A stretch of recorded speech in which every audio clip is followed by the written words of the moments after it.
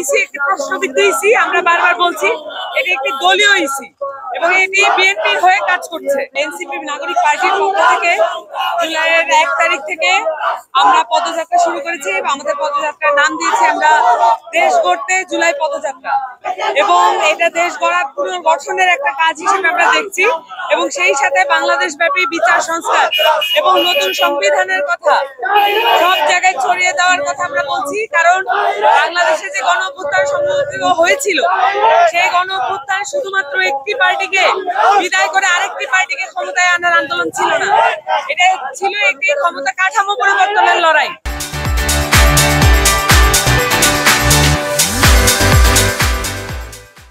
সেই কাঠামো পরিবর্তনের লড়াইটাকে মানুষ ভুলিয়ে দিতে চাচ্ছে।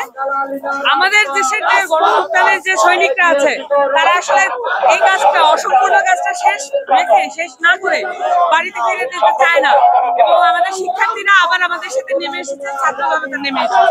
দেখুন এখানে প্রতীকের বিষয়ে ইসি অত্যন্ত বিবেচক আচরণ করেছে। এই ইসি একটি প্রশ্নবিদ্ধ ইসি, আমরা বারবার বলছি এটি একটি দলীয় ইসি এবং এটি বিএনপির হয়ে কাজ করছে। এবং এখানে প্রতীকের বিষয়ে যেটা বলা হয়েছে, শাপলা এককভাবে কোনো জাতীয় প্রতীক নয়, এটি জাতীয় প্রতীকের একটি অংশ মাত্র, এবং প্রতীকের বিষয়টা অনেক বেশি ডিটেইল থাকে। যারা ভিজুয়ালাইজেশন বোঝেন তারা খুব ভালো বলতে পারবেন যে এখানে পুরো জাতীয় প্রতীক, রাষ্ট্রীয় প্রতীকটি অনেকগুলো এলিমেন্টের সংমিশ্রণ। শুধুমাত্র শাপলাকে আলাদাভাবে দেখানো মানে হচ্ছে নতুন একটি বিকল্প তৈরি হচ্ছে, নতুন একটি রাজনৈতিক বিকল্প তৈরি হচ্ছে, সেটাকে নস্যাৎ করার প্রচেষ্টা।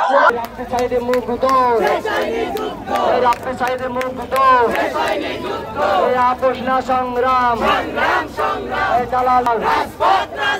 গুলামিনা আজাদি, গুলামিনা আজাদি, ইনকিলাব ইনকিলাব।